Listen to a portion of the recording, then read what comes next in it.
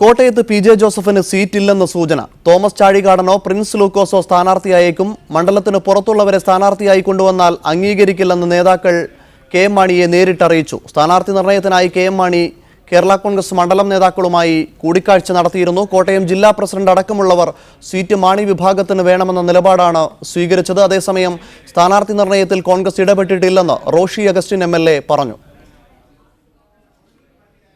UDFിൻ്റെ ഭാഗത്തുനിന്ന് ഒരു സമ്മർദ്ദം ഉണ്ടായതായിട്ട് ഞങ്ങൾക്കറിയത്തില്ല. സ്വാഭാവികമായിട്ടും അങ്ങനെ ഒരു സമ്മർദ്ദം ഉണ്ടായ വിവരം പാർട്ടി നേതൃത്വം ഞങ്ങളോട് സംസാരിച്ചിട്ടുമില്ല. ഞങ്ങളെപ്പോഴാണ് എത്തുന്നത്, പാർട്ടി ചെയർമാനെ ഇന്നലെ പാർട്ടി സ്റ്റിയറിംഗ് കമ്മിറ്റി ഇതുമായി ബന്ധപ്പെട്ട തീരുമാനം എടുക്കാൻ ചുമതലപ്പെടുത്തിയിട്ടുണ്ട്. അതാണ് പാർട്ടി എടുത്തിട്ടുള്ള അവസാനത്തെ സ്റ്റെപ്പ്. ഇനി പാർട്ടി ചെയർമാനാണ് ഇത്തരം കാര്യങ്ങൾ സ്ക്രീനിങ് നടത്തി ഇത്തരം കാര്യങ്ങളിൽ അന്തിമമായ ഒരു തീരുമാനം പറയേണ്ടതായിട്ടുള്ളത്. കോട്ടയത്തു നിന്നും ടോബി ജോൺസണും ഒപ്പം ഇടുക്കിയിൽ നിന്നും ആൽവിൻ തോമസും ചേരുന്നുണ്ട്. ആദ്യം ടോബിയിലേക്ക്. ടോബി, ഒരു സീറ്റാണ് ലഭിക്കുന്നതെങ്കിൽ അതിൽ മത്സരിക്കുമെന്ന് ശക്തമായി പറഞ്ഞിരുന്നു പി ജെ ജോസഫ്. ഇപ്പോൾ ഒടുവിൽ പി ജെ ജോസഫിനെ വേണ്ടെന്നുള്ള ഒരു നിലപാടിലേക്കാണോ കോട്ടയത്തു നിന്നുള്ള പാർട്ടി നേതാക്കൾ എല്ലാവരും എത്തുന്നത്? മറ്റ് രണ്ടുപേരുടെ പേരുകളാണോ ഇപ്പോൾ പരിഗണിക്കുന്നത്?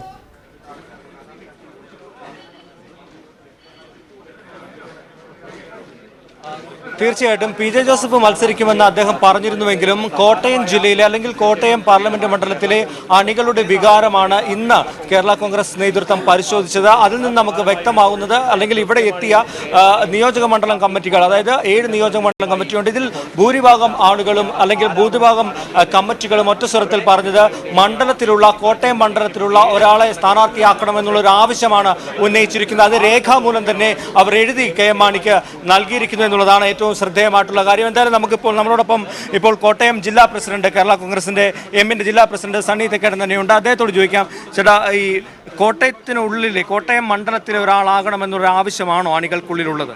അതെ, ഇപ്പോൾ പാർട്ടിക്കകത്ത് ഈ പാർലമെന്റ് നിയോജക മണ്ഡലത്തിൽ ഉള്ള പാർട്ടിയിലെ പ്രധാനപ്പെട്ട നേതാക്കന്മാർ, നിയോജക പ്രസിഡന്റുമാർ, മണ്ഡലം പ്രസിഡന്റുമാർ, അതോടൊപ്പം ജനപ്രതിനിധികൾ തുടങ്ങിയ ആളുകളാണ് ഇപ്പോൾ വന്നിരിക്കുന്നത്.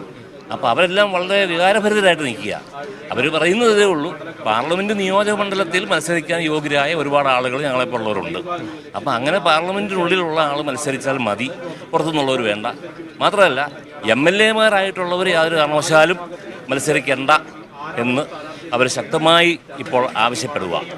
MLA മാരല്ലാത്തൊരു ഇഷ്ടം പോലെ ആളുകളുണ്ട്, അവർ മത്സരിക്കണം.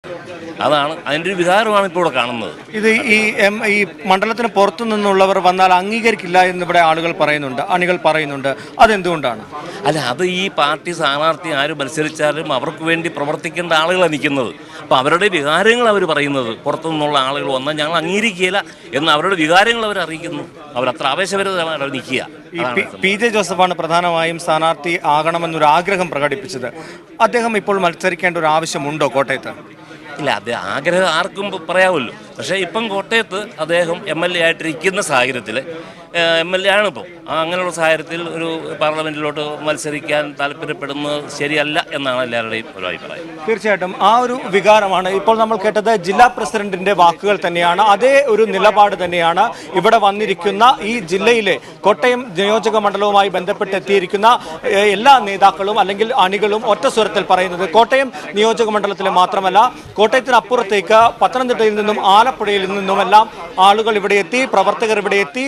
കെ എം മാണിയെ അവരുടെ ഒരു നീരസം, അതായത് നിലവിൽ പി ജെ ജോസഫ് മത്സരിക്കുമെന്ന് പറഞ്ഞ് ആ ഒരു നിലപാടാണ് പാർട്ടിയെ പ്രതിസന്ധിയിലാക്കിയത്. അതുകൊണ്ട് മാത്രമല്ല കോട്ടയം നിയോജക മണ്ഡലത്തിലുള്ള ഒരു ആൾ വേണമെന്നുള്ള ഒരു ആവശ്യം തന്നെയാണ് ഇവർ പ്രധാനമായും മുന്നോട്ട് വെക്കുന്നത്.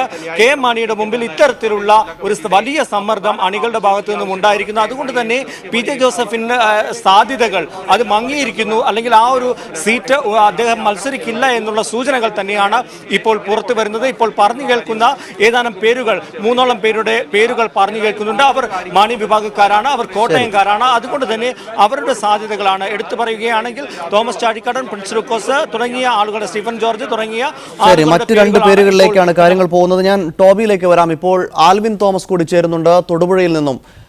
ആൽവിൻ, ഇക്കാര്യത്തിൽ പി ജെ ജോസഫിന്റെ ഒരു പ്രതികരണം നമുക്ക് ലഭ്യമാണോ? മറ്റു പേരുകൾ സജീവമായി ചർച്ചയാവുന്നു. ജനപ്രതിനിധികൾ വേണ്ട, ഒപ്പം തന്നെ മണ്ഡലത്തിനകത്തുള്ളവർ മതി എന്നുള്ള ഒരു നിലപാടിലേക്ക് മണ്ഡലത്തിലെ നേതാക്കൾ എത്തിച്ചേരുന്നു, പ്രവർത്തകർ എത്തിച്ചേരുന്നു. വിശദാംശങ്ങൾ.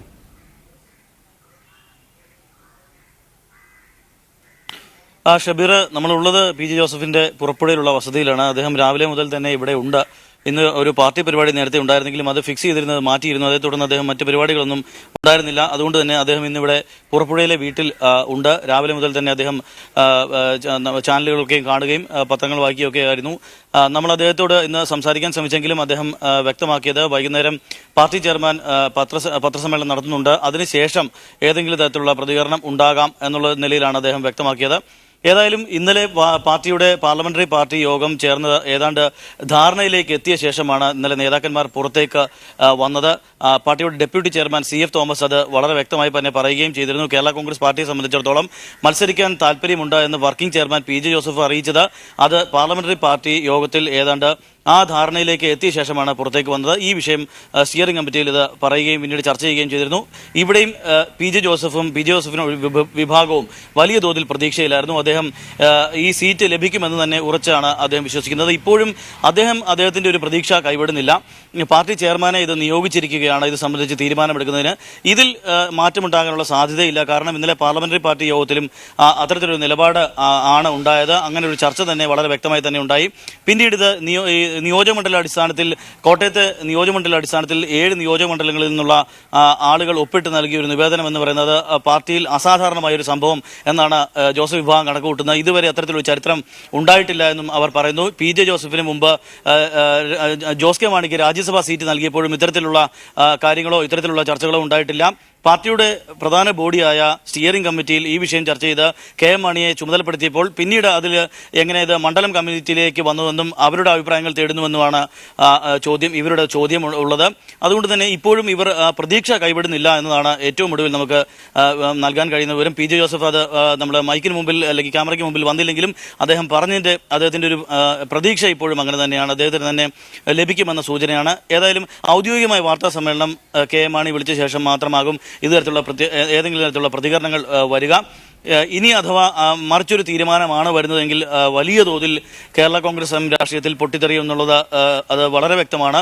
അത്തരത്തിലേക്ക് കാര്യങ്ങൾ നീങ്ങുമെന്നുള്ളതും വളരെ വ്യക്തമാണ്. ഇന്ന് രാവിലെ മുതൽ PJ ജോസഫിന്റെ വീട്ടിൽ വിവിധ ഇടങ്ങളിൽ നിന്നുള്ള ഇടുക്കി ജില്ലയിലെ വിവിധ ഇടങ്ങളിൽ നിന്നുള്ള പാർട്ടി പ്രവർത്തകർ എത്തിയിരുന്നു, പിന്തുണയുമൊക്കെ എത്തിയിരുന്നു. ഇപ്പോഴും ജില്ലാ പ്രസിഡന്റ് അടക്കമുള്ളവർ അദ്ദേഹവുമായി ഓഫീസ് റൂമിൽ സംസാരിക്കുന്നുണ്ട്.